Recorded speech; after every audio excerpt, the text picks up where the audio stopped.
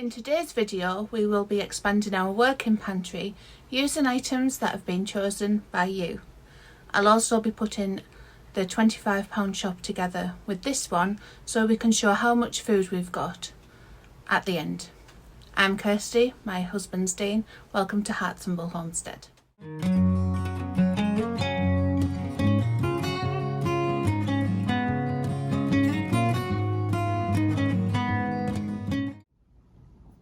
This is what I purchased with your suggestions.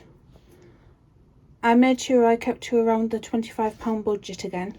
So with the Start Pantry for £25 video I did last time, I will link it above and in the description below, plus this one, it will be a lovely packed £50 pantry.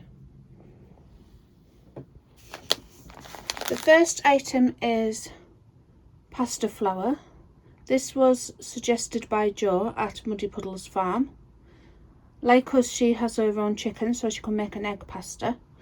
If you don't have chickens, then you can make a regular pasta without eggs, and it's just 2 cups of flour made into, just poured into a circle with a hole in the middle, and half a cup of water, and you just pour that into the middle and gently use a fork just to bring it all together, with a bit of salt, you can use olive oil too if you want, but then that makes your dough, and then you just put it into any shape you want for a regular flour and water pasta. If you don't have the budget to stretch to a pasta and pizza flour, the plain all-purpose flour that we purchased last time works really well too. The next item, well, 2 items were suggested by one of our subscribers, Lee, and that makes a complete meal. So instant mashed potato and a tin of beans and sausage.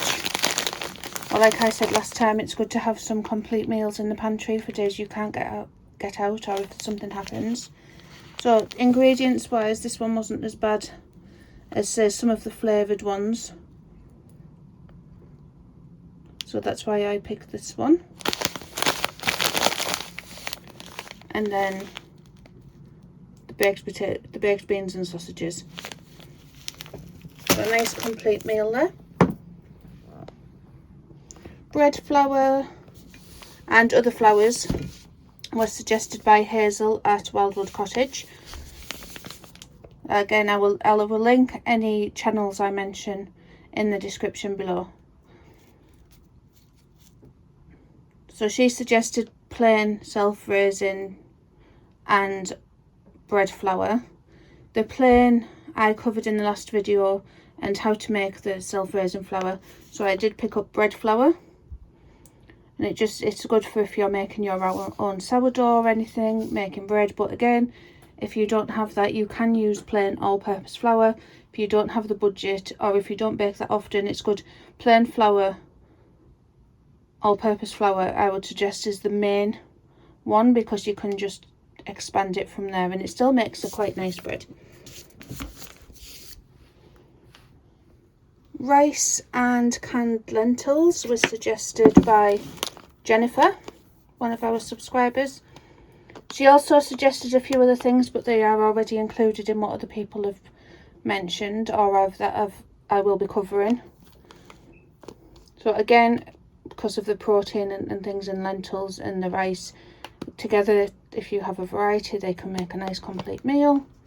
Or you could swap them out for some canned beans, kidney beans or mixed beans or something like that. Very handy to have in the pantry. Baked beans. So the budget allowed for 4 tins of these. They are so versatile. So these were suggested by UK Resilience Man. He is a prepper channel that covers a lot more than the bug out lone wolf prepper, more than the doomsday prepper. Sorry if you can hear Marley, one of our guinea pigs, in the background. He's shouting me, he has had his breakfast.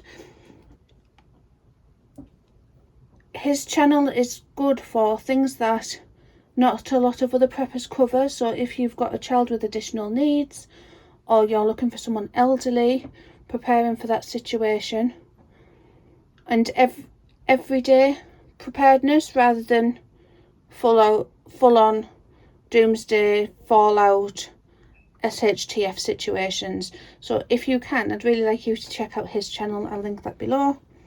So the beans are really good to have in. I can't eat these anymore because of the flavour additives in them, so I do make my own. But if you're fine with them, they're really great to have in the pantry, and they can also make a complete meal. I know it's not a big thing. Beans on toast isn't a big thing in America, but it is here, and it's a nice, quick, easy meal. So if you make your own bread with the things we've got in the pantry, or even your own crumpets. So we make our own crumpets, and we use the Warburton's official recipe. I will link that below too. And then you could put a bit of ghee on the crumpets and put some beans on. Again, that's a really nice meal and very quick too. Come with me and you'll see a world of educational information. Come on, let's go. Have you got your tickets? If you haven't, if you just go down below, click the like, click the subscribe. If you're feeling generous, leave a little comment, and then we can go. I'll give you a moment. All set? Then away we go, my friends. Whee! Dried lentils was by a commenter called Finger. Really good to, so you can use these to bulk out mince. When we cook mince, we also add some red lentils, and it bulks out how much mince we have. And it's, once you add a sauce or a gravy or something to it, it's really hard to tell that they're in, and it gives much more fibre and extra goodness. And also another thing I like doing with red lentils is making a lentil soup. So I use carrots, just a lot of grated carrot, an onion, a lot of lentils, and stock, just in the slow cooker all day, and then blitz down with a bit of salt and pepper, and it's like a better version of the tinned lentil soups you can buy. Or if you don't have carrots, what I've been using over the winter is doing a squash, onion and lentil soup, and doing it in the same way, and that is really, really nice too. But Hannah at Half Homestead, so she's a very, very new channel. I will also link her below if you'd like to see her allotment, and she's starting her YouTube journey too.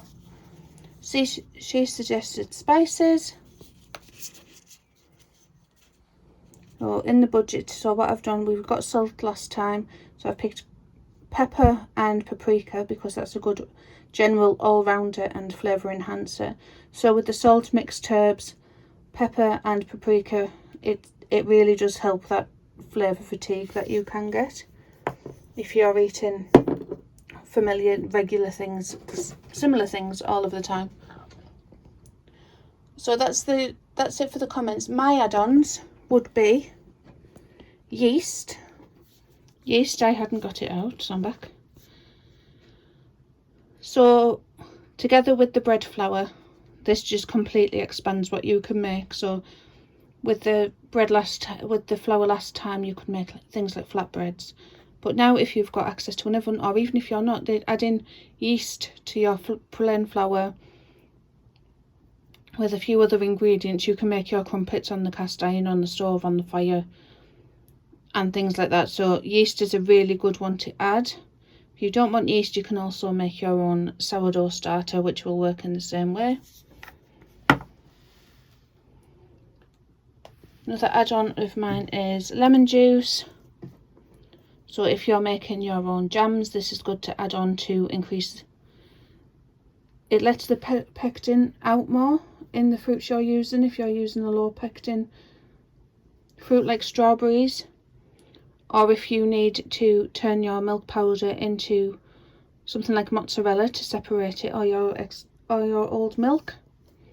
So I think lemon juice is a good one to have.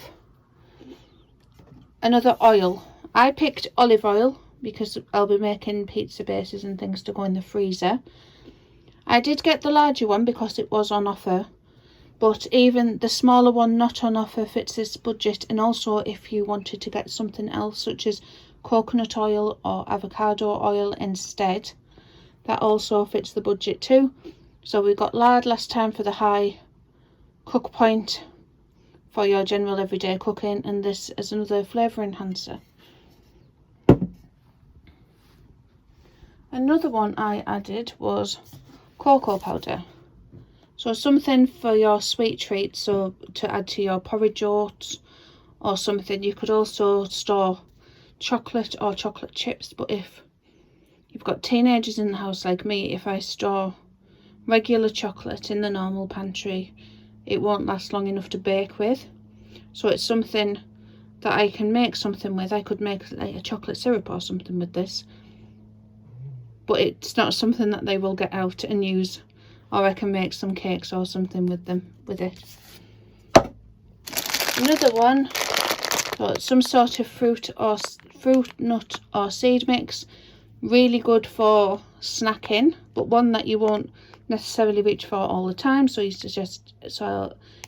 you may always have it in, or really good to mix into your breads to give a bit more fibre and things like that. And I think the last one is broth mix.